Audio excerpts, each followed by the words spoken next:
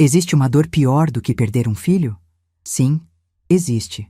É ouvir sua filha dizer que você já morreu, enquanto você ainda respira. Meu nome é Marlene Santos Ferreira. Tenho 67 anos. E essa história que vou contar agora é a história do dia em que minha própria filha me matou com palavras, sem saber que eu estava ouvindo cada uma delas. Sei que parece forte demais. Sei que você pode estar pensando que estou exagerando, que mãe sempre dramatiza, que talvez eu tenha entendido errado. Mas eu preciso que você entenda uma coisa antes de continuar. Eu passei 34 anos da minha vida criando essa menina. Dei tudo o que tinha. Abri mão de sonhos, de descanso, de vaidade. Costurei madrugadas inteiras para pagar a escola dela. Fiquei sem comer para que ela não faltasse nada. E naquela noite, parada do lado de fora da porta do apartamento dela, ouvi minha filha dizer para o namorado rico que eu estava morta. Não doente, não distante, não pobre, morta. E depois riu.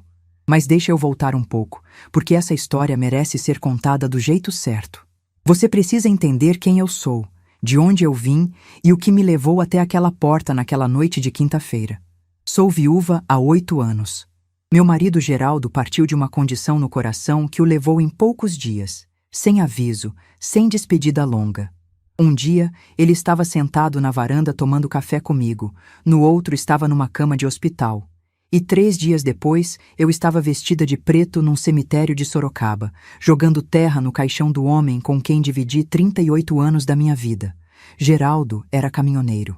Passava semanas na estrada, cruzando o país de ponta a ponta, enquanto eu ficava em casa criando nossa filha Patrícia. Ela era tudo pra gente. Filha única, desejada, planejada. Eu tinha 33 anos quando ela nasceu, depois de anos tentando. Quando o médico colocou ela nos meus braços naquela maternidade pública, eu jurei para mim mesma que ia dar tudo o que eu não tive. Que ela nunca ia passar necessidade. Que ela ia ter uma vida melhor que a minha. E eu cumpri. Durante 34 anos, eu cumpri. Trabalhei como costureira desde os 15 anos. Aprendi com minha mãe, que aprendeu com minha avó. Mãos que nunca descansaram. Olhos que ficaram cansados de tanto enfiar linha em agulha debaixo de luz fraca. Mas cada vestido de festa que eu costurava, cada bainha que eu fazia, cada remendo em roupa de vizinho, era dinheiro para colocar comida na mesa e pagar a escola particular da Patrícia. Sim, escola particular. Porque eu queria que minha filha tivesse o melhor. Geraldo concordava. A gente abria mão de tudo, mas a escola dela era sagrada. Eu lembro de um ano em que não comprei uma roupa nova para mim durante 12 meses. 12 meses usando as mesmas 3 blusas, os mesmos 2 vestidos. Mas a Patrícia tinha uniforme novo, material novo, mochila da moda. Ela nunca soube disso. Nunca perguntou. Talvez achasse que as coisas simplesmente apareciam, que o dinheiro nascia em árvore, que mãe não tem necessidades. E eu também nunca falei. Porque mãe não fala. Mãe só faz. Depois que Geraldo partiu, as coisas mudaram aos poucos. Patrícia já tinha 26 anos na época. Trabalhava numa empresa grande em Campinas. Morava sozinha num apartamento alugado. Ela veio pro enterro, ficou comigo uma semana e depois voltou para a vida dela. Normal. Eu entendi. Filha adulta tem a própria vida. Mas o que eu não esperava era o silêncio que veio depois. No primeiro ano, ela ligava toda semana. No segundo ano, a cada 15 dias. No terceiro ano, uma vez por mês, às vezes menos. As visitas, que já eram raras, foram ficando ainda mais escassas. Natal, Dia das Mães, meu aniversário, às vezes ela aparecia, às vezes mandava uma mensagem rápida no celular e pronto. Eu tentava não cobrar, não pressionar. Achava que era fase, que ia passar, que uma hora ela ia sentir falta da mãe. Foi quando ela conheceu Rafael. Eu soube dele por acaso, numa ligação rápida em que ela deixou escapar que estava namorando. Perguntei quem era, como tinha conhecido, se era boa pessoa. Ela desconversou, disse que depois me contava que estava com pressa. Essa conversa nunca aconteceu. O que eu descobri sobre Rafael foi pela internet, fuçando as redes sociais da minha filha como uma mãe desesperada que quer saber da vida da própria filha. Ele era bonito, mais velho que ela, empresário do ramo de construção, filho de uma família tradicional de Campinas. Fotos em restaurantes caros, viagens para fora do país, carros importados. Um mundo completamente diferente do meu. E foi aí que eu comecei a perceber a mudança na Patrícia. Ela, que já ligava pouco, passou a ligar menos ainda. Quando ligava, parecia ter pressa de desligar. Nunca mais me convidou para ir a Campinas visitar ela. Nunca mais falou em me apresentar para o namorado. Quando eu perguntava sobre o Rafael, ela mudava de assunto. Quando eu sugeria um almoço de domingo na minha casa, ela sempre tinha um compromisso. Eu comecei a sentir que estava sendo apagada. Não era só distância física. Era como se eu estivesse sumindo da vida dela. Devagar, sem fazer barulho, como um móvel velho que a gente empurra para o canto da sala até esquecer que existe. Mas eu me recusei a acreditar no pior. Minha filha não faria isso comigo. A Patrícia que eu criei, que eu ninei, que eu ensinei a andar, a falar, a ser gente, essa Patrícia não ia me tratar como um estorvo. Eu era a mãe dela. Isso tinha que significar alguma coisa. 6 meses atrás, eu descobri pelas redes sociais que minha filha estava noiva. Noiva. 6 meses de noivado. E eu não sabia. Tinha foto do anel. Foto da festa de noivado. Foto dela abraçada com a família do Rafael.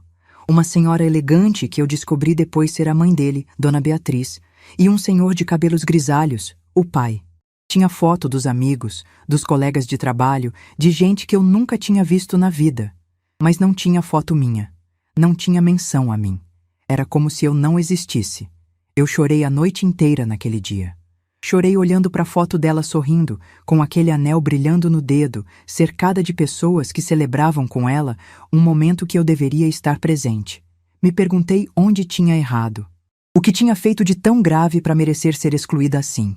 Uma semana depois, ela me ligou. Voz casual, como se nada tivesse acontecido. Me contou que ia casar dali a 3 meses, que eu estava convidada, que ia mandar o convite pelo correio.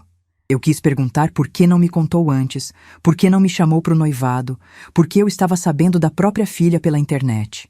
Mas não perguntei. Engoli. Agradeci o convite. Disse que estaria lá. E foi então que eu tive uma ideia. Eu ia costurar um vestido especial para dar de presente para ela. Um vestido feito à mão, com todo o carinho que eu tinha, com bordados delicados no decote, do jeito que ela gostava quando era menina. Ia ser meu presente de mãe para o casamento. Uma surpresa. Talvez assim ela lembrasse de quem eu era, do quanto eu a amava, de tudo que eu tinha feito por ela. Passei 3 semanas naquele vestido. Escolhi o tecido mais bonito que encontrei. Um crepe cor de champanhe que caía lindo. Bordei pequenas flores no decote, uma por uma, com linha dourada. Cada ponto era um pedaço do meu coração costurado ali.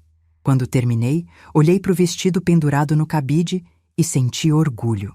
Era o vestido mais bonito que eu já tinha feito, e era para minha filha. Decidi levar pessoalmente. Ia fazer surpresa.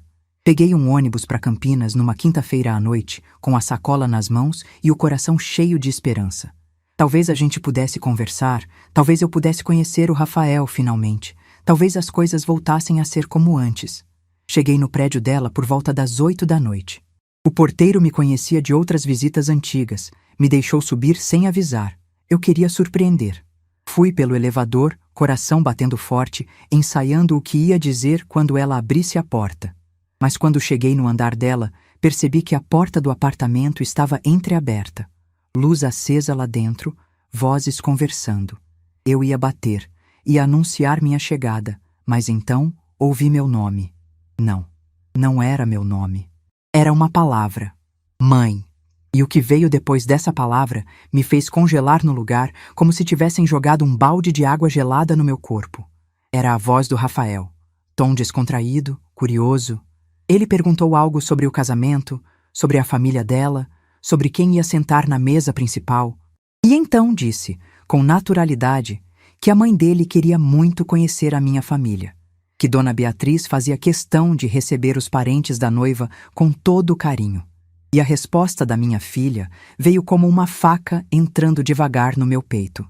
Ela disse, com a voz mais natural do mundo, que não tinha família, que a mãe dela tinha falecido há alguns anos, depois de uma doença longa, que tinha sofrido muito vendo a mãe definhar, que preferia não falar sobre isso porque ainda doía, que por isso não tinha convidado parentes para o noivado, porque não tinha parentes para convidar. Eu fiquei parada ali, sem conseguir me mover. Minha filha estava dizendo para o noivo que eu estava morta. Não distante, não pobre, não doente, morta, falecida, enterrada, como se eu não existisse mais. Rafael fez um som de pena. Disse que sentia muito, que não sabia, que entendia a dor dela. Perguntou se pelo menos a mãe dela tinha deixado alguma coisa, alguma lembrança, algum bem. E foi aí que veio a segunda facada. Patrícia riu. Uma risada curta, debochada, cheia de desprezo. E disse as palavras que nunca mais vou esquecer enquanto eu viver. Que nada-se, amor. Mamãe morreu pobre, não deixou nada. Era só uma velha que costurava para fora, morava numa casa caindo aos pedaços, num bairro de periferia. Coitada, nunca teve nada na vida. Nem sei por que eu ainda perdia tempo visitando ela quando era viva. Mas enfim, sua família não precisa saber desses detalhes, né? O importante é que agora eu tenho você. Ouvi Rafael concordar, dizer que família era passado e que eles iam construir o futuro juntos. E então os dois riram juntos, mudaram de assunto, começaram a falar sobre a lua de mel na Europa.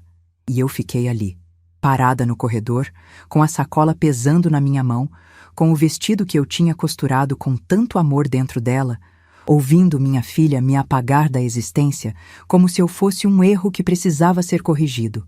As lágrimas não vieram. Eu achei que iam vir, mas não vieram. O que veio foi um silêncio dentro de mim. Um silêncio estranho, profundo, como se algo tivesse se quebrado de um jeito que não tinha mais conserto. Não era só tristeza. Era algo diferente. Era como se a Marlene, que tinha chegado ali, cheia de esperança, tivesse morrido de verdade naquele corredor. E uma outra Marlene tivesse nascido no lugar. Olhei para a sacola na minha mão.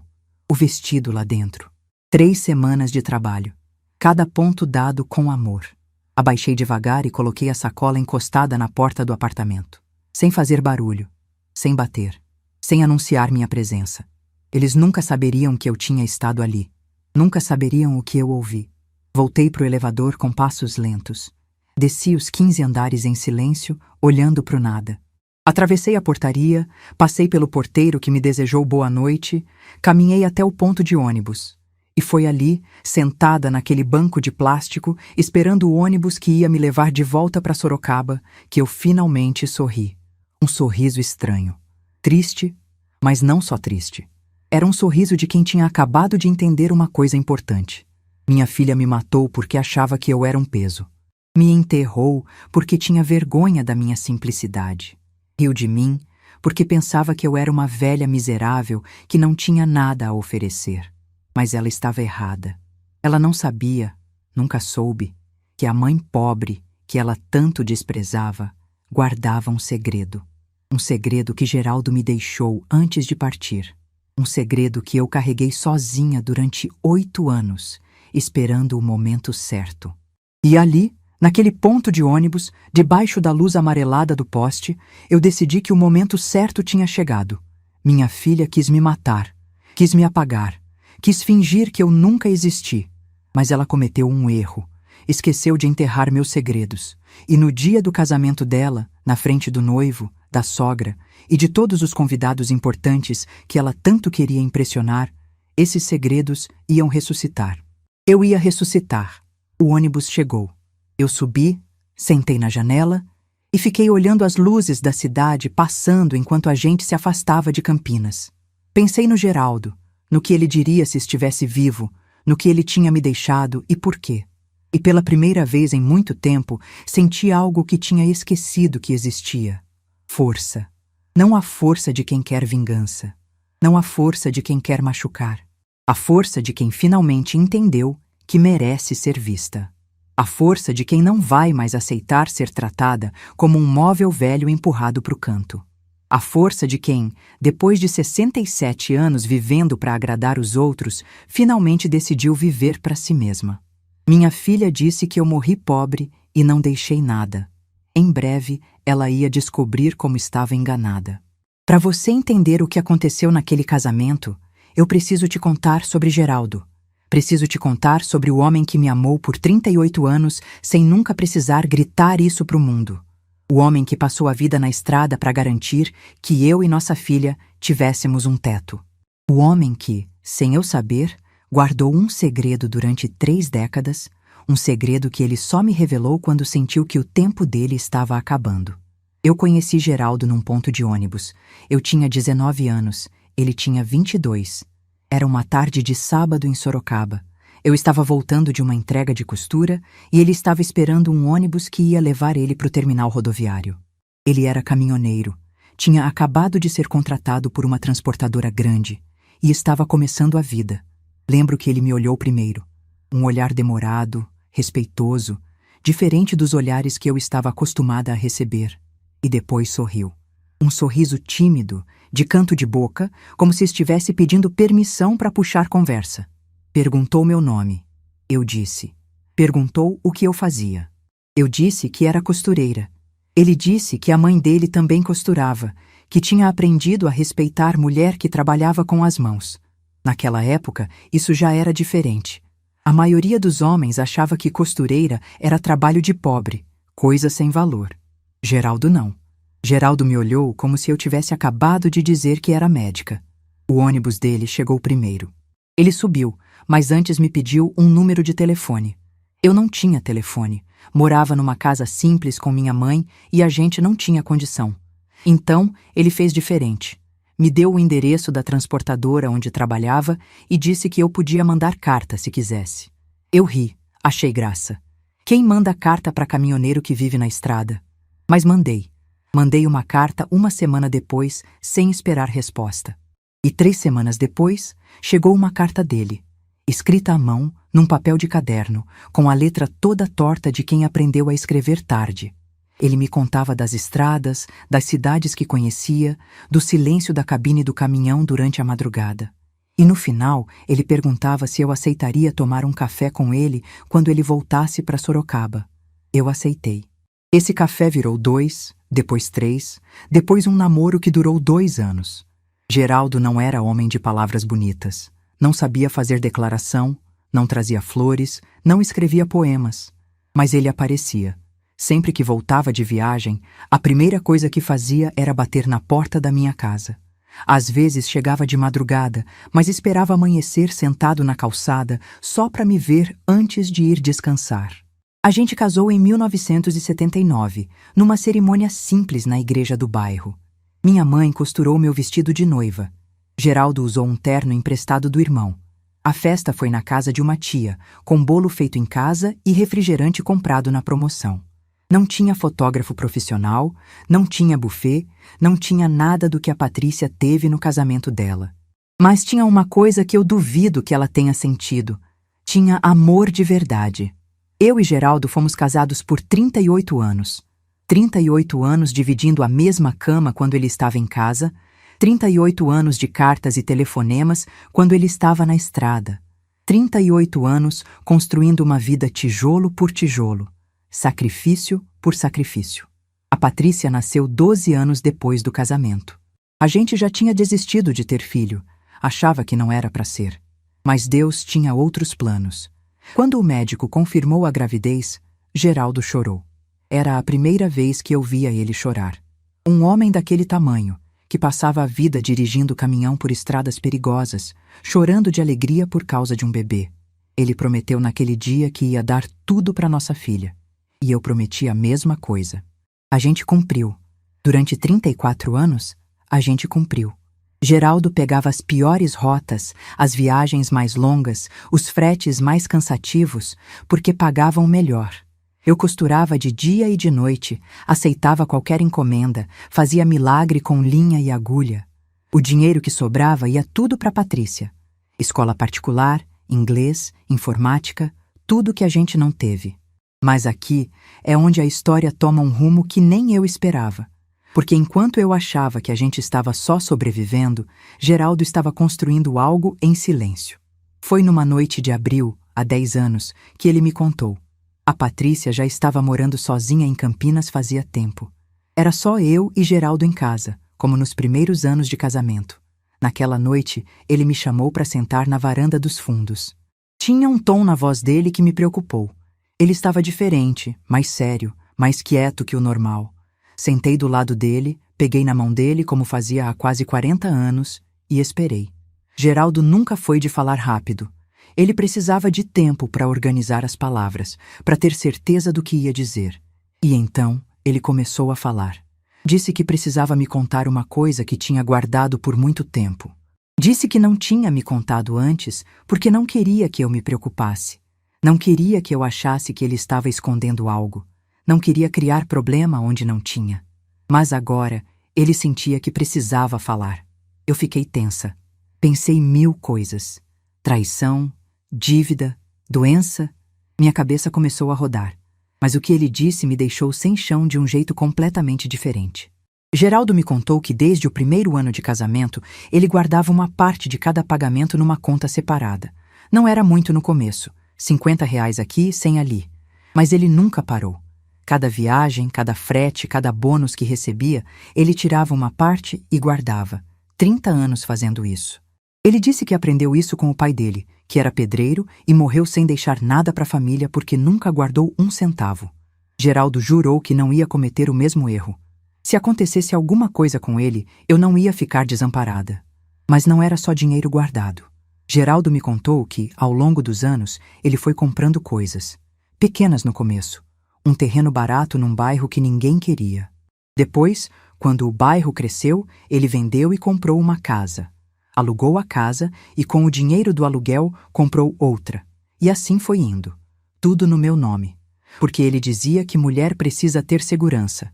Que homem vai e vem, mas mulher precisa ter onde cair. Cada escritura, cada documento, estava no nome de Marlene Santos Ferreira. Naquela noite, na varanda, ele me entregou uma pasta. Dentro tinha tudo. Escrituras de 3 casas em bairros valorizados de Sorocaba, documento de um terreno comercial no centro da cidade, extratos de aplicações financeiras que rendiam há décadas. Eu olhei para aqueles papéis sem conseguir processar. Geraldo, o meu Geraldo, o caminhoneiro que eu achava que ganhava só o suficiente para sobreviver, tinha construído um patrimônio de quase 3 milhões de reais, em silêncio. Sem contar para ninguém, nem para mim. Perguntei por que ele nunca tinha me contado, por que tinha guardado aquilo por tanto tempo. A resposta dele ficou gravada na minha memória para sempre.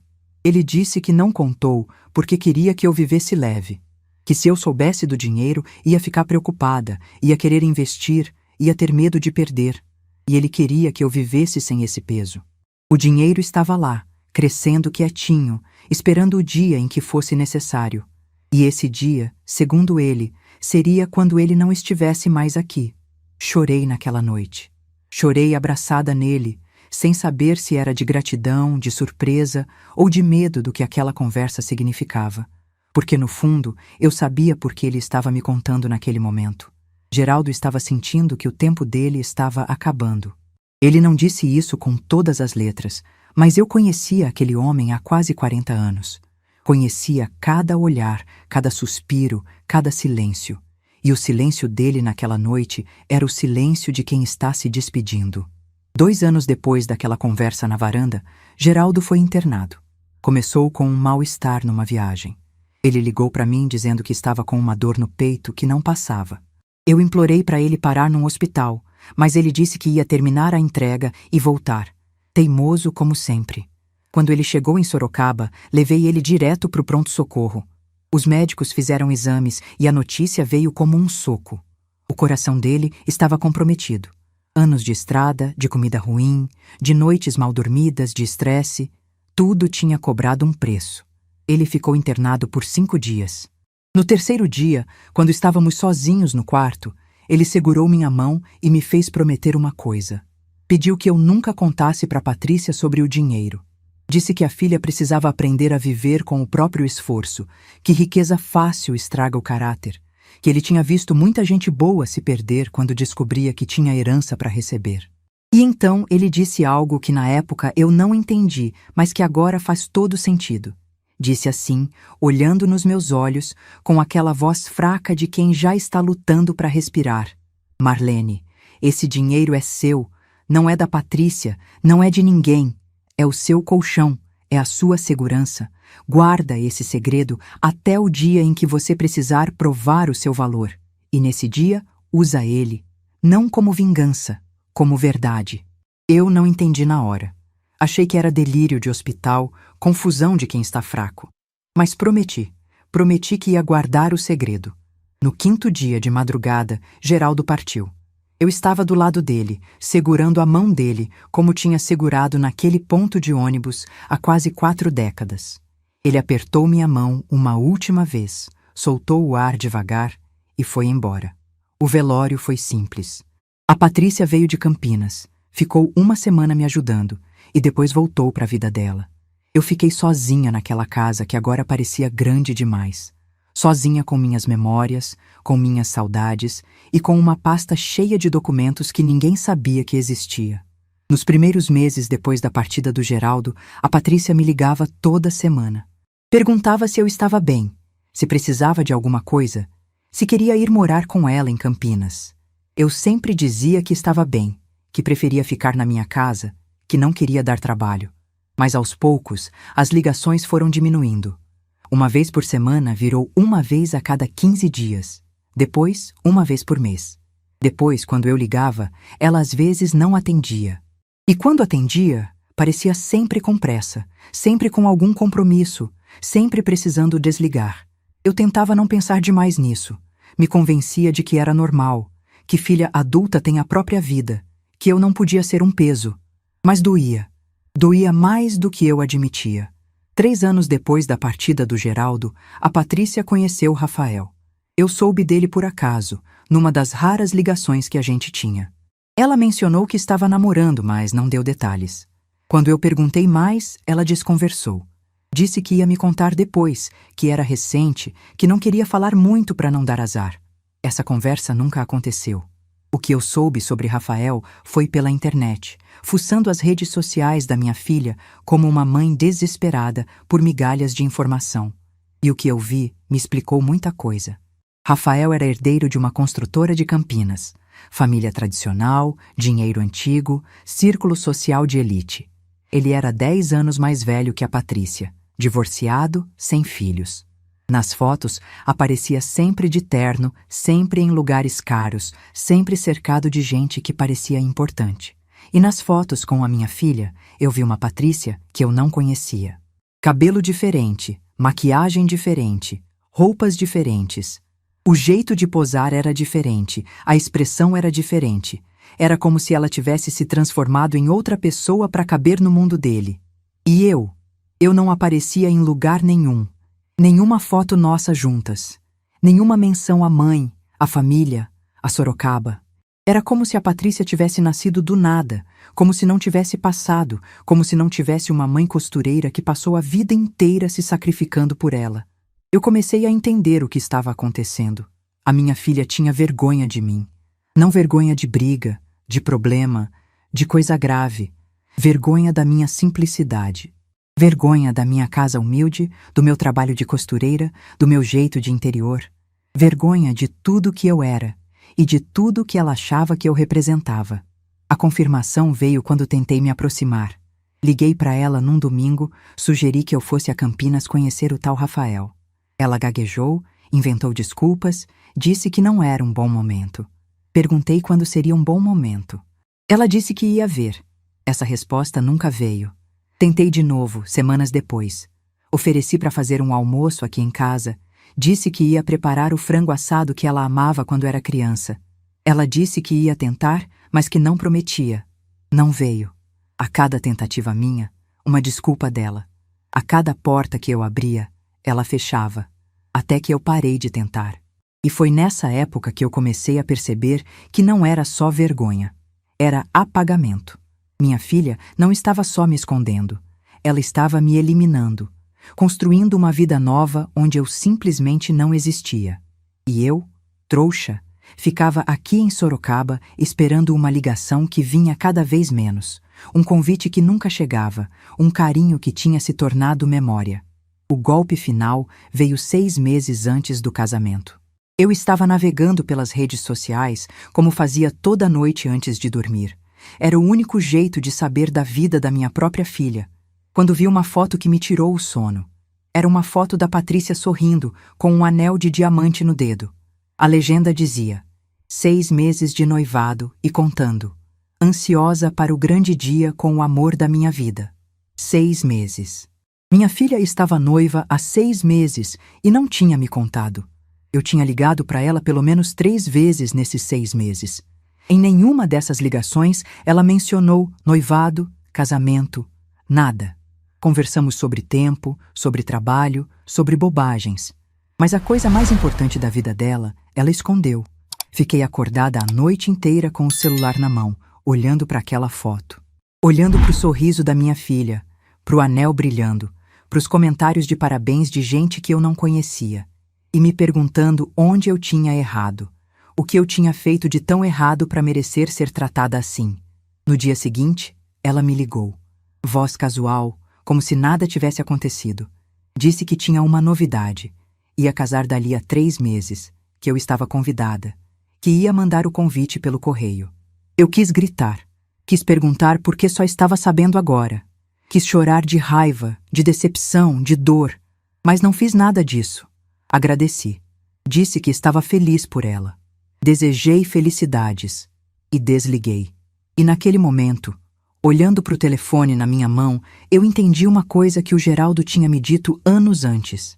Ele disse para eu guardar o segredo até o dia em que eu precisasse provar o meu valor. E pela primeira vez, eu comecei a imaginar que dia seria esse. Minha filha tinha me apagado da vida dela. Tinha vergonha de onde veio. Me escondia como se eu fosse um segredo sujo. Mas o que ela não sabia é que a mãe pobre, que ela tanto desprezava, também tinha segredos. E esses segredos, um dia, iam vir à tona. Nos dias que se seguiram àquela noite, eu me tornei uma pessoa diferente. Por fora, nada mudou. Eu continuava acordando cedo, tomando meu café na cozinha silenciosa, costurando minhas encomendas, conversando com as vizinhas na calçada. Quem me visse diria que era a mesma Marlene de sempre. A viúva tranquila, a costureira dedicada, a mãe que esperava notícias da filha que morava longe. Mas por dentro, algo tinha se transformado de um jeito que eu não conseguia explicar. Era como se a Marlene que voltou de Campinas naquela noite fosse uma versão diferente da que tinha ido. A Marlene que foi estava cheia de esperança, de vontade de agradar, de necessidade de ser amada pela filha. A que voltou estava vazia dessas coisas, não vazia de tristeza, vazia de ilusão. E quando você perde a ilusão, você ganha clareza. Durante uma semana, eu não fiz nada. Deixei a poeira assentar. Deixei meu coração se acostumar com a dor nova que tinha se instalado ali. Chorei algumas noites, sozinha na minha cama, abraçada ao travesseiro que ainda tinha um pouco do cheiro do Geraldo, mesmo depois de tantos anos. Mas eram lágrimas silenciosas, sem drama, sem desespero. Eram lágrimas de quem está processando, não de quem está desmoronando. Na segunda semana, a clareza começou a virar decisão. Eu pensei muito no que tinha ouvido. Não só nas palavras cruéis da Patrícia, mas no que estava por trás delas. Minha filha não tinha simplesmente dito que eu era pobre, que eu era simples, que ela tinha vergonha de mim. Ela tinha dito que eu estava morta. Tinha inventado uma história inteira. Doença longa, sofrimento, enterro. Tinha apagado minha existência de um jeito tão completo que o noivo nem sabia que ela tinha mãe viva. Por quê?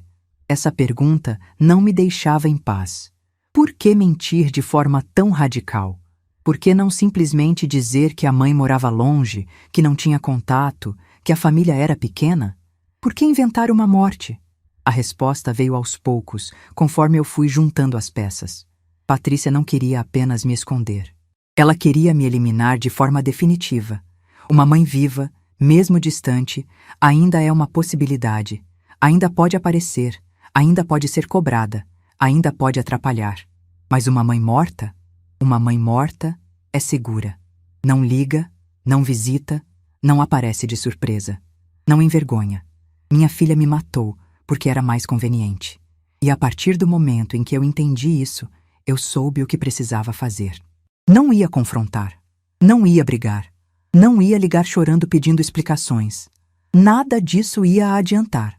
Patrícia ia inventar desculpas, ia minimizar, ia me fazer sentir que eu tinha entendido errado. E eu ia acabar perdoando, como sempre perdoei. E as coisas iam continuar do mesmo jeito. Não dessa vez. Dessa vez, eu ia fazer diferente. Ia deixar a mentira dela crescer. Ia deixar ela se sentir segura na farsa que tinha construído. E no momento certo, no momento em que ela menos esperasse, eu ia ressuscitar. Na terceira semana depois daquela noite, eu procurei Dr. Marcos. Dr. Marcos Antônio Ribeiro era advogado, tinha 72 anos e era uma das poucas pessoas no mundo que conhecia o segredo que o Geraldo tinha me deixado. Ele tinha sido amigo do meu marido há mais de 40 anos. Se conheceram numa das viagens de Geraldo, quando o caminhão quebrou numa cidade do interior, e Dr. Marcos, que na época era um advogado jovem começando a carreira, ajudou ele a resolver uma questão com a transportadora. Daquele dia em diante, nasceu uma amizade que durou a vida inteira. Dr. Marcos foi quem ajudou Geraldo a comprar os imóveis, a fazer os contratos de aluguel, a organizar os investimentos. Foi ele quem colocou tudo no meu nome, quem guardou as escrituras originais no cofre do escritório dele, quem prometeu cuidar de mim se alguma coisa acontecesse com o Geraldo. Quando Geraldo partiu, Dr. Marcos esteve no velório. Me abraçou, disse que eu podia contar com ele para qualquer coisa, que a promessa que ele tinha feito ao amigo continuava de pé. Eu agradeci, mas na época estava tão perdida na dor que nem pensei em patrimônio, em documentos, em nada disso. Agora, 8 anos depois, eu estava sentada no escritório dele, contando o que tinha acontecido. Dr. Marcos me ouviu em silêncio. Não me interrompeu nenhuma vez. Quando eu terminei de falar, ele ficou alguns segundos quieto, olhando para mim com aqueles olhos cansados de quem já viu muita coisa na vida. E então ele disse algo que me surpreendeu. Disse que o Geraldo, de alguma forma, sabia que isso podia acontecer. Contou que, numa das últimas conversas que eles tiveram antes do Geraldo partir, meu marido tinha dito que estava preocupado com a Patrícia. Disse que via a filha mudando, se afastando, criando uma vida onde os pais não tinham mais lugar. Disse que tinha medo de que, quando ele não estivesse mais aqui, a Patrícia fosse me abandonar. E pediu para o Dr. Marcos ficar de olho, me proteger se fosse preciso. Eu senti meus olhos se encherem de lágrimas. Geraldo. Meu Geraldo. Mesmo nos últimos dias de vida, estava pensando em me proteger. Estava prevendo o que ia acontecer. Estava me deixando armada para uma batalha que ele sabia que viria. Dr. Marcos perguntou o que eu queria fazer. Se queria processar a Patrícia por alguma coisa, se queria fazer um testamento excluindo ela, se queria alguma ação legal. Eu disse que não. Disse que o que eu queria era mais simples e mais poderoso do que qualquer processo. Eu queria a verdade. Queria que minha filha, e todos que ela tinha enganado, soubessem que eu existia, que eu estava viva e que eu não era a velha miserável que ela tinha pintado. E eu queria fazer isso no dia do casamento dela. Dr. Marcos me olhou por um longo momento. Acho que ele estava avaliando se eu tinha certeza, se eu estava agindo por impulso ou por decisão pensada. Mas ele conhecia o Geraldo. E conhecia a mulher que o Geraldo tinha escolhido para passar a vida junto. Ele sabia que eu não era de tomar decisões no calor do momento. Por fim, ele assentiu. Disse que ia me ajudar. Perguntou o que eu precisava. Eu disse que precisava de 3 coisas. Primeiro, todos os documentos do patrimônio organizados e atualizados. Segundo, uma forma de fazer um pronunciamento oficial no dia do casamento. Algo que não pudesse ser ignorado ou desmentido. E terceiro, queria fazer uma doação significativa para uma instituição que cuidasse de idosos abandonados. Dr. Marcos entendeu imediatamente a simbologia. Eu estava sendo tratada como descartável pela minha própria família. Ia usar parte do dinheiro que eles nem sabiam que existia para ajudar outros idosos na mesma situação. Ele sorriu pela primeira vez naquela conversa. Um sorriso pequeno, de canto de boca, que me lembrou o jeito do Geraldo sorrir quando estava orgulhoso de alguma coisa. Disse que ia cuidar de tudo. Nas semanas seguintes, eu e Dr. Marcos nos encontramos várias vezes. Ele me mostrou toda a documentação do patrimônio, as 3 casas, o terreno comercial, as aplicações financeiras, tudo atualizado, tudo em ordem, tudo no meu nome. O valor total, com as valorizações dos últimos anos, tinha passado de 3 milhões de reais. 3 milhões. A velha que costurava para fora e morava numa casa caindo aos pedaços tinha 3 milhões de reais no nome dela. Doutor Marcos também me ajudou a pesquisar sobre a família do Rafael. E foi aí que eu descobri algo que mudou completamente o peso da situação. A mãe do Rafael, Dona Beatriz Campos Monteiro, era uma mulher conhecida em Campinas. Família tradicional, católica fervorosa, envolvida em obras de caridade. Ela era presidente de uma associação beneficente há mais de 20 anos, daquelas mulheres que valorizam honestidade e caráter acima de tudo. O tipo de pessoa que perdoa erro, mas não perdoa mentira. E foi Dona Beatriz quem aprovou o casamento do Rafael com a Patrícia. Segundo o que Dr. Marcos conseguiu descobrir por meio de conhecidos em comum, Dona Beatriz tinha ficado encantada com a história da Patrícia. A moça humilde que perdeu a mãe jovem, que se fez sozinha na vida, que superou dificuldades e construiu uma carreira. A sogra via nela uma mulher forte, batalhadora, digna de admiração. Pena que essa mulher não existia. Era uma personagem inventada por uma mentirosa que tinha vergonha da própria mãe. Quando eu soube disso, entendi a dimensão do que a Patrícia tinha feito. Ela não tinha só mentido para o namorado numa conversa casual. Ela tinha construído uma história falsa inteira, convencido uma família tradicional de que era alguém que não era, usado a morte da mãe como ferramenta para ganhar simpatia e aceitação. Minha filha não era só ingrata. Minha filha era uma fraude. E o castelo de mentiras que ela tinha construído estava prestes a desabar. O convite de casamento chegou pelo correio num sábado de manhã.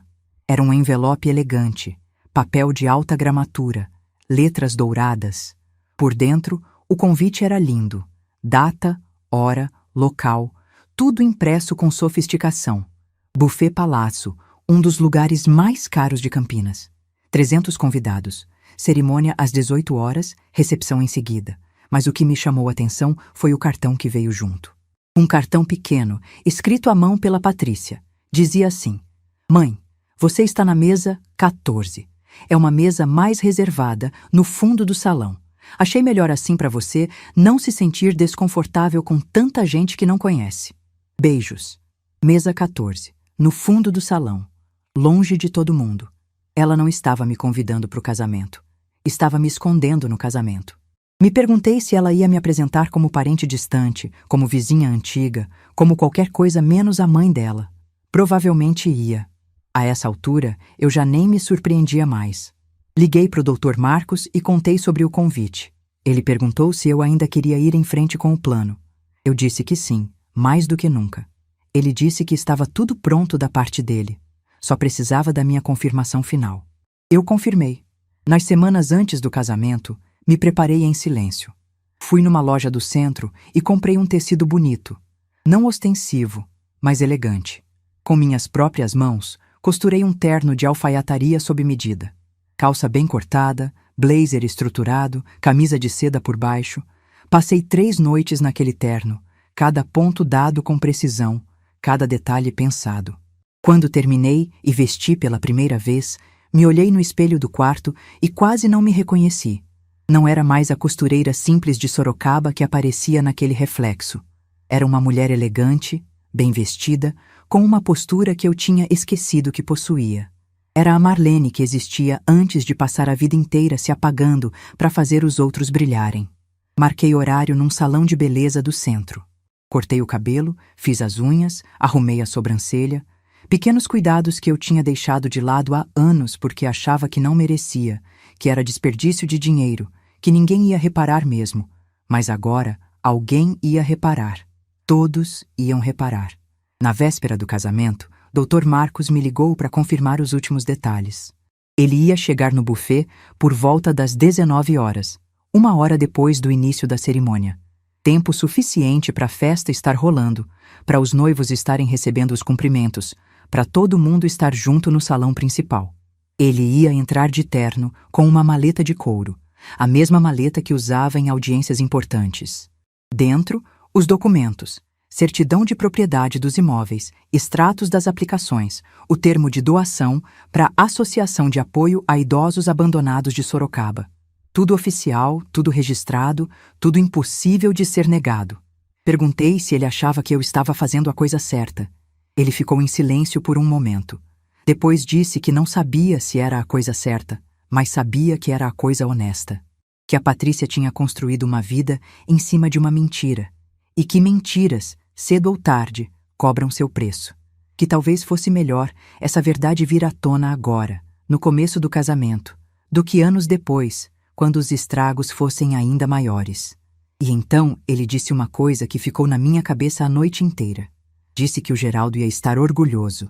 Naquela noite, a última antes do casamento, eu não consegui dormir direito. Fiquei deitada na cama, olhando para o teto, pensando em tudo que tinha me levado até ali. 34 anos criando uma filha, 38 anos ao lado de um marido que me amou em silêncio, 8 anos de viuvez, uma vida inteira de sacrifícios que ninguém viu, de esforços que ninguém reconheceu, de amor que foi tratado como obrigação. Levantei da cama e fui até a cômoda onde guardava a foto do Geraldo. Era uma foto antiga, de quando a gente era jovem. Ele estava sorrindo, com aquele sorriso tímido de canto de boca, o mesmo que me conquistou naquele ponto de ônibus há mais de 40 anos. Segurei a foto contra o peito e falei com ele baixinho, como fazia às vezes quando a saudade apertava. Disse que eu tinha guardado o segredo como ele pediu, que tinha esperado o momento certo, como ele disse, e que agora, finalmente, eu ia usar aquilo não como vingança, mas como verdade. Coloquei a foto de volta no lugar e voltei para a cama. E dessa vez, quando fechei os olhos, eu dormi. Porque eu sabia que o amanhã ia ser um dia que nenhum de nós ia esquecer. Minha filha tinha me matado com palavras. Amanhã eu ia ressuscitar. O dia amanheceu ensolarado demais para um dia de casamento em junho. Eu acordei cedo, antes das 6, com aquela sensação estranha de quem sabe que o dia que está começando não vai ser como os outros. Tomei meu café devagar, olhando pela janela da cozinha para o quintal que o Geraldo tinha cuidado com tanto carinho quando estava vivo. As plantas ainda estavam lá, algumas mais crescidas, outras precisando de poda. A vida continua, eu pensei, mesmo quando a gente acha que parou. Passei a manhã me arrumando sem pressa. Tomei um banho demorado, lavei o cabelo, passei creme no corpo. Pequenos rituais que eu tinha esquecido que existiam. Quando você passa a vida inteira cuidando dos outros, esquece que também merece cuidado. Às 2 da tarde, comecei a me vestir. Coloquei o terno que tinha costurado com minhas próprias mãos, ajustei a gola da camisa de seda, prendi meu cabelo num coque elegante. Passei um batom discreto, um brinco pequeno de pérola que tinha sido da minha mãe. Nada ostensivo, apenas digno. Quando me olhei no espelho pela última vez antes de sair, eu vi uma mulher que não via há muito tempo. Uma mulher de cabeça erguida, olhar firme, postura de quem sabe quem é. A Marlene que o mundo tinha tentado apagar estava de volta. Peguei um ônibus para Campinas às 3 da tarde. A cerimônia começava às 6, mas eu queria chegar cedo. Queria estar lá antes de todo mundo. Queria observar, queria me preparar emocionalmente para o que viria. O Buffet Palácio ficava num bairro nobre da cidade, numa mansão antiga que tinha sido transformada em casa de eventos. Quando o táxi me deixou na entrada, eu fiquei parada por um momento olhando para a fachada. Colunas brancas, jardim impecável, valets de uniforme esperando os carros dos convidados. Um mundo completamente diferente do meu. Mas eu não estava intimidada. Não mais. Entrei pelo portão principal e fui recebida por uma recepcionista que perguntou meu nome. Quando eu disse, ela conferiu na lista e me direcionou para o salão. Eu era uma das primeiras a chegar. A decoração ainda estava sendo finalizada. Flores brancas por todo lado, velas, tecidos finos. Tudo muito bonito, muito caro, muito diferente do casamento simples que eu e o Geraldo tivemos. Procurei a mesa 14. Era exatamente onde eu esperava. No fundo do salão, perto da porta da cozinha, longe de tudo e de todos. Uma mesa para 6 pessoas, mas que provavelmente ficaria só comigo. O lugar perfeito para esconder uma mãe inconveniente. Sentei e esperei. Os convidados começaram a chegar por volta das 5:30. Gente elegante, bem vestida, conversando em grupos. Eu observava de longe, tentando identificar quem era quem. Vi quando a família do Rafael chegou. Um grupo grande, animado, claramente acostumado com eventos desse tipo. E então, eu a vi. Dona Beatriz. Ela era exatamente como eu tinha imaginado pelas fotos. Uma senhora de uns 70 anos, cabelos grisalhos bem arrumados, vestido longo azul marinho, colar de pérolas no pescoço. Tinha uma postura impecável, daquelas mulheres que foram criadas para andar com um livro na cabeça. E tinha um olhar atento, que não perdia nada do que acontecia ao redor. Por um momento, nossos olhares se cruzaram.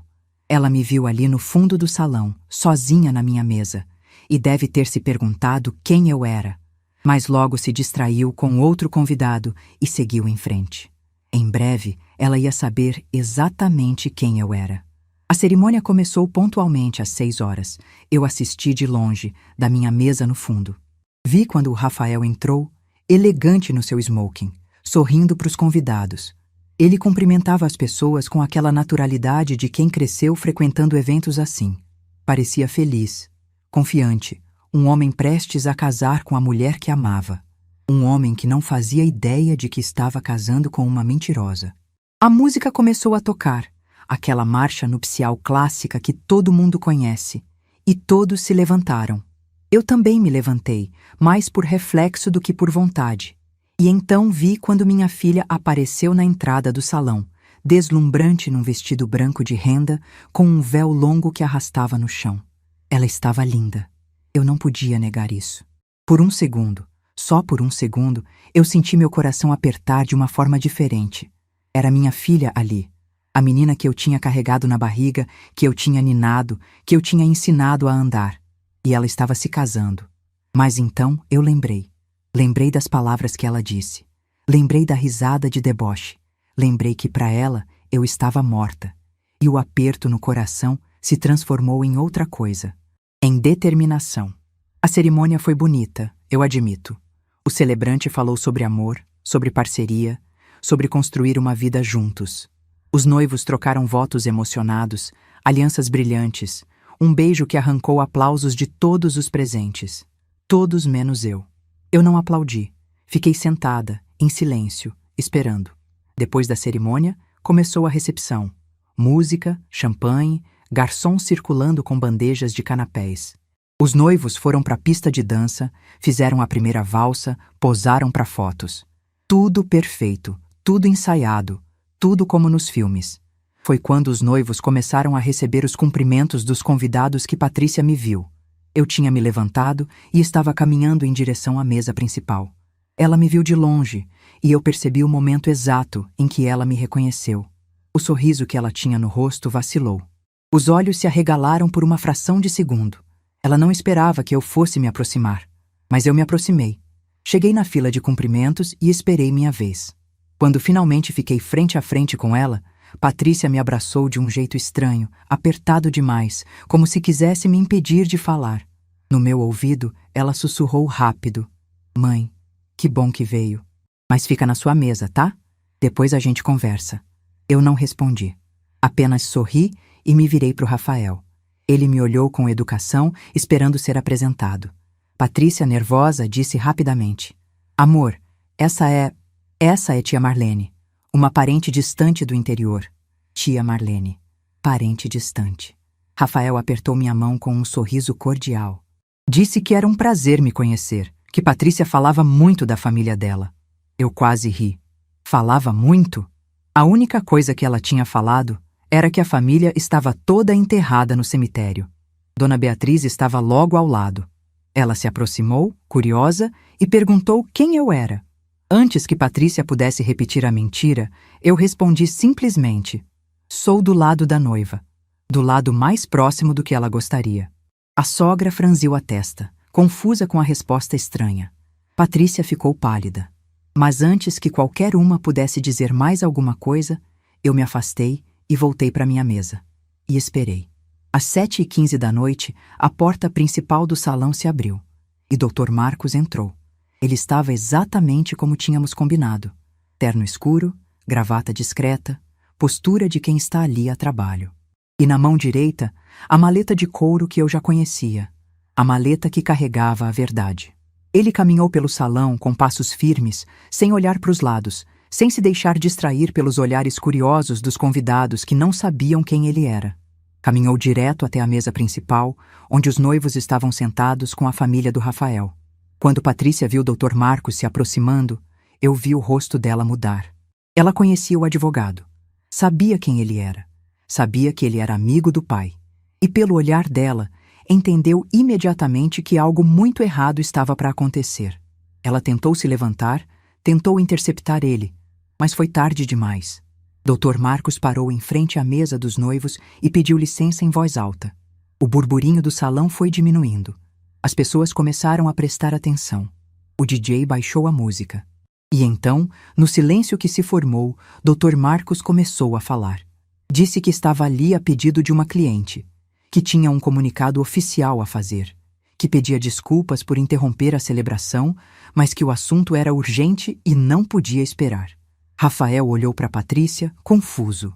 Dona Beatriz olhou para o advogado, desconfiada.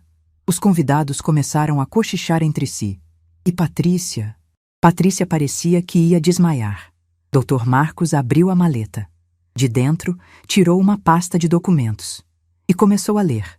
Disse que sua cliente era a senhora Marlene Santos Ferreira. Que a senhora Marlene era mãe da noiva, Patrícia Santos Ferreira. E que, ao contrário do que a noiva havia informado à família do noivo, a senhora Marlene estava muito viva. O silêncio no salão era absoluto. Rafael se virou para Patrícia com o rosto transformado. Mãe, você me disse que sua mãe tinha falecido. Você chorou me contando da doença dela. Você... Ele não conseguiu terminar a frase. Dona Beatriz se levantou, o rosto vermelho de indignação. Como assim, mãe? Essa mulher é sua mãe? Ela apontou para mim, que tinha me aproximado e agora estava de pé a poucos metros da mesa principal. Você me disse que era órfã. Me disse que não tinha família. Eu aceitei você na minha família porque tive pena da sua história. Patrícia começou a chorar. Tentou se explicar, gaguejou desculpas, disse que podia explicar tudo, mas ninguém queria ouvir. Dr. Marcos continuou. Disse que a senhora Marlene, além de estar viva, gostaria de fazer um anúncio.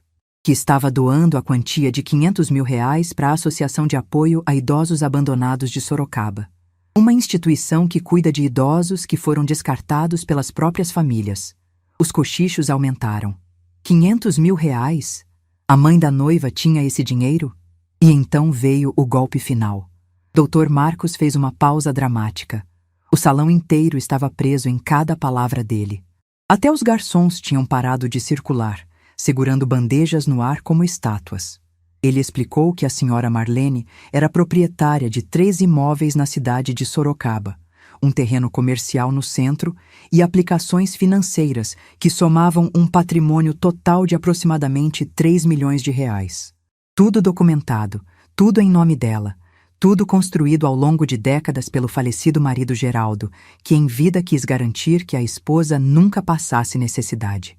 Ele fez uma pausa, deixando a informação assentar, e então disse, olhando diretamente para Patrícia. A senhora que a noiva chamou de velha pobre, que morreu sem deixar nada, é, na verdade, uma das pessoas mais abastadas desta sala. O salão explodiu em murmúrios. Rafael se afastou de Patrícia visivelmente abalado. Ele olhava para ela como se estivesse vendo uma estranha.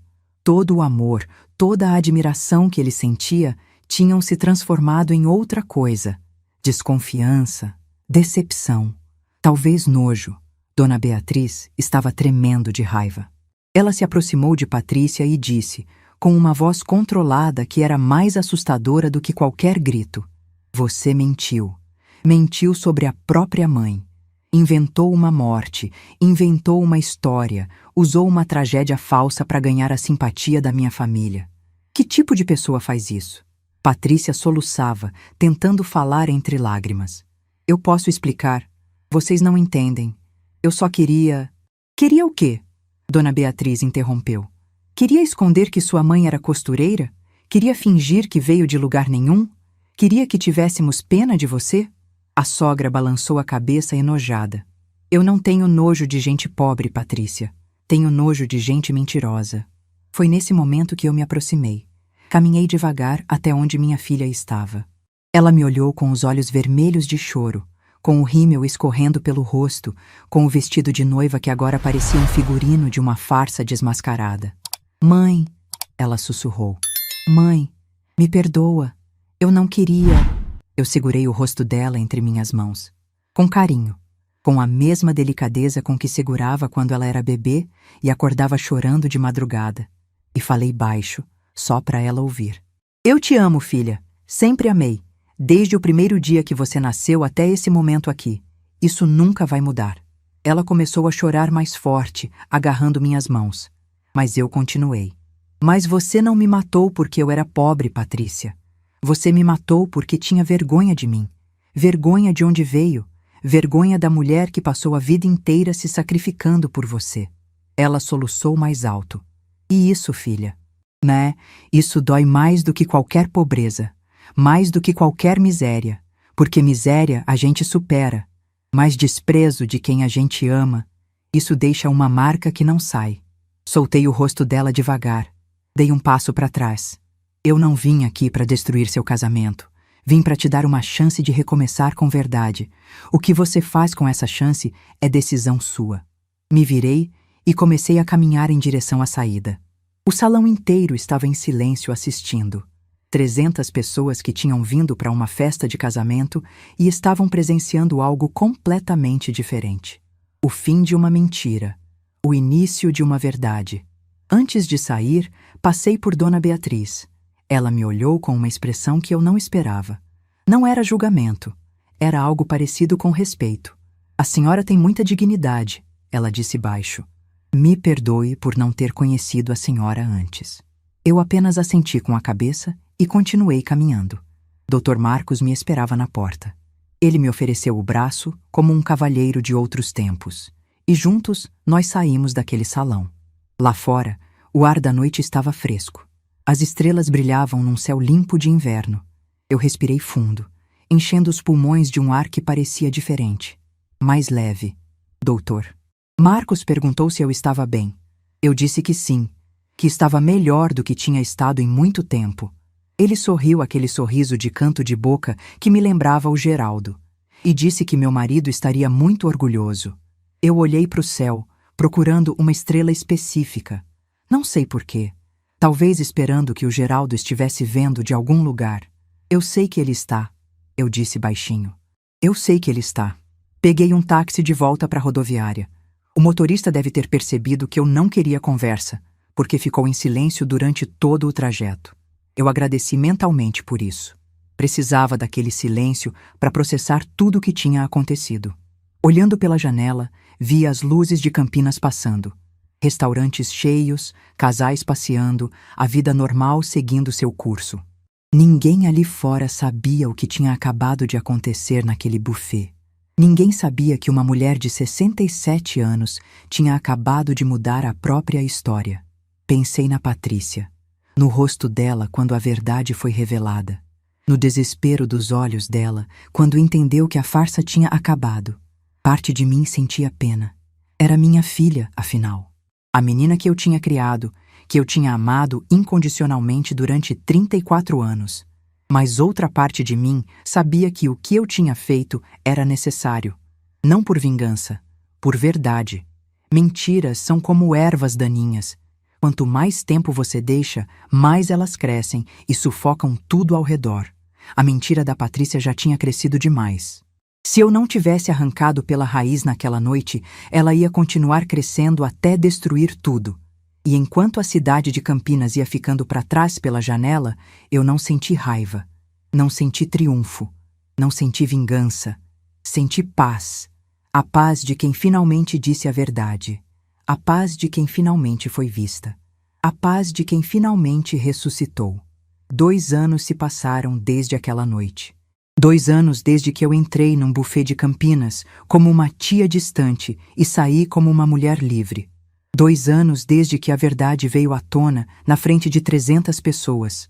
2 anos desde que minha filha descobriu que a mãe que ela tinha enterrado em palavras estava mais viva do que nunca. Muita coisa mudou desde então. E hoje, sentada na varanda do meu apartamento no centro de Sorocaba, olhando para o movimento da praça lá embaixo, eu finalmente tenho clareza para contar o que aconteceu depois. O casamento da Patrícia não acabou naquela noite, mas alguma coisa nele morreu. Eu soube por Dr. Marcos, que ficou sabendo por conhecidos em comum, que a lua de mel foi um desastre. Rafael passou a viagem inteira em silêncio, processando o que tinha descoberto. Cada vez que olhava para Patrícia, via uma estranha. A mulher com quem ele tinha casado não existia. Era um personagem criado para impressionar, uma farsa construída sobre mentiras. Dona Beatriz, a sogra que tinha acolhido Patrícia como filha por pena da órfã coitada, nunca mais foi a mesma com ela. A relação que antes era de carinho se transformou em cordialidade fria.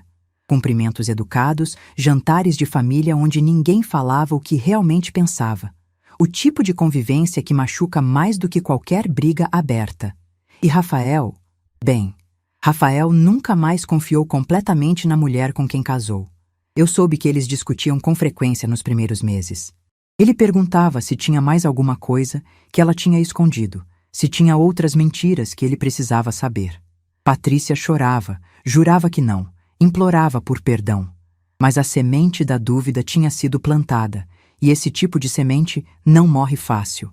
Eu não senti prazer em saber dessas coisas. Pode parecer estranho, mas é verdade. Patrícia era minha filha. A mesma menina que eu tinha ninado, que eu tinha ensinado a andar, que eu tinha amado incondicionalmente por 34 anos.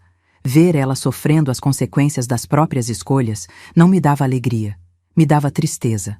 Uma tristeza diferente, misturada com alívio, mas tristeza mesmo assim.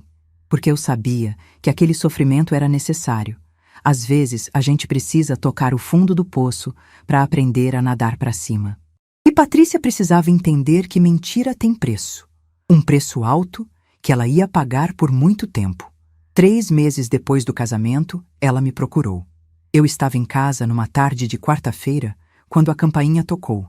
Abri a porta e lá estava ela. Mais magra, mais pálida, com olheiras fundas de quem não dormia direito há semanas. Segurava uma sacola nas mãos. A mesma sacola que eu tinha deixado na porta do apartamento dela meses antes, com o vestido que eu tinha costurado. Ficamos nos olhando por um momento que pareceu durar uma eternidade. Eu não disse nada. Ela também não. As palavras estavam presas em algum lugar entre a garganta e o coração, pesadas demais para sair, até que ela começou a chorar. Não era um choro de drama, de quem quer chamar atenção. Era um choro de quem estava quebrada por dentro, de quem finalmente tinha deixado as máscaras caírem. Ela disse, entre soluços, que estava ali para pedir perdão, que sabia que não merecia, que entendia se eu não quisesse nunca mais olhar para a cara dela, mas que precisava pelo menos tentar. Eu abri a porta e deixei ela entrar. Sentamos na sala, uma de frente para a outra, e pela primeira vez em muitos anos conversamos de verdade. Sem máscaras, sem mentiras, sem fingimento. Patrícia me contou coisas que eu não sabia, sobre a pressão que ela sentia para ser alguém que não era, sobre o medo de não ser aceita pela família do Rafael, sobre a vergonha que ela tinha da própria origem. Ela disse que quando conheceu Rafael e viu o mundo dele, sentiu que não pertencia ali, que era uma impostora, uma intrusa que tinha entrado por engano num lugar que não era para ela. E ao invés de assumir quem era e deixar que ele decidisse se a aceitava ou não, ela inventou uma versão de si mesma que parecia mais adequada. Uma versão sem mãe costureira, sem casa simples, sem passado humilde. Eu escutei tudo em silêncio. E quando ela terminou, eu disse o que precisava ser dito. Disse que eu entendia a pressão que ela sentia, que eu sabia como o mundo podia ser cruel com quem não tinha berço de ouro, que eu mesma tinha passado a vida inteira me sentindo invisível, me diminuindo para caber em lugares que não me queriam, mas também disse que entender não era o mesmo que aceitar. Disse que ela tinha feito uma escolha, não uma escolha de impulso, de momento, uma escolha pensada, planejada, sustentada durante meses. Ela tinha olhado para o espelho e decidido que a mãe que a criou não era boa o suficiente. Tinha inventado uma história de doença e sofrimento para ganhar pena. Tinha me matado em palavras e rido depois. E isso, eu disse olhando nos olhos dela, não ia simplesmente desaparecer porque ela estava chorando e pedindo desculpas. Patrícia abaixou a cabeça. Disse que sabia, que não estava ali esperando que tudo voltasse a ser como antes, que só queria uma chance de provar que podia ser diferente, que tinha aprendido, que nunca mais ia me tratar daquele jeito. Eu respirei fundo e disse algo que veio do lugar mais honesto dentro de mim. Disse que eu a perdoava, que o perdão não era para ela, era para mim, porque carregar mágoa era pesado demais e eu já tinha carregado peso suficiente na vida. Mas também disse que perdoar não significava esquecer, e não significava que as coisas iam voltar a ser como eram, porque as coisas não podiam voltar a ser como eram. A Marlene que aceitava migalhas de afeto, que se contentava em ser invisível, que abaixava a cabeça e engolia desaforo, essa Marlene não existia mais. Tinha ficado para trás naquela porta de apartamento em Campinas, junto com o vestido que eu tinha costurado com tanto amor. O que eu ofereci para Patrícia foi algo diferente. Uma chance de construir uma relação nova, baseada em respeito, em verdade, em igualdade. Uma relação onde eu não era mais a mãe que servia e ela a filha que recebia. Uma relação entre duas mulheres adultas que escolhiam estar na vida uma da outra. Ela aceitou. E aos poucos, devagar, a gente foi reconstruindo. No começo era estranho. Visitas curtas, conversas cuidadosas, como duas pessoas se conhecendo pela primeira vez. Mas com o tempo, foi ficando mais natural. Patrícia começou a me visitar com mais frequência. Me contava sobre o trabalho, sobre os problemas com Rafael, sobre as dificuldades que estava enfrentando. E eu ouvia, não mais como a mãe que precisava resolver tudo, mas como alguém que estava ali para apoiar sem se anular. O casamento dela sobreviveu, mas transformado. Rafael nunca mais foi o mesmo com ela, e talvez isso tenha sido bom. O pedestal onde ele a tinha colocado desmoronou, e no lugar ficou algo mais real. Um casamento imperfeito entre duas pessoas imperfeitas, sem ilusões, sem personagens. Não sei se eles são felizes do jeito que sonhavam ser, mas pelo menos são verdadeiros. E eu finalmente comecei a viver. Com o dinheiro que o Geraldo me deixou, comprei esse apartamento no centro de Sorocaba. 2 quartos, sala ampla, varanda com vista para a praça, onde a gente costumava passear juntos quando era jovem. Cada cômodo decorado do meu jeito, cada móvel escolhido por mim, cada detalhe decidido sem precisar consultar ninguém. Viajei pela primeira vez na vida. Fui para Santos conhecer o mar. Eu, uma mulher de 67 anos, que nunca tinha visto o oceano de perto.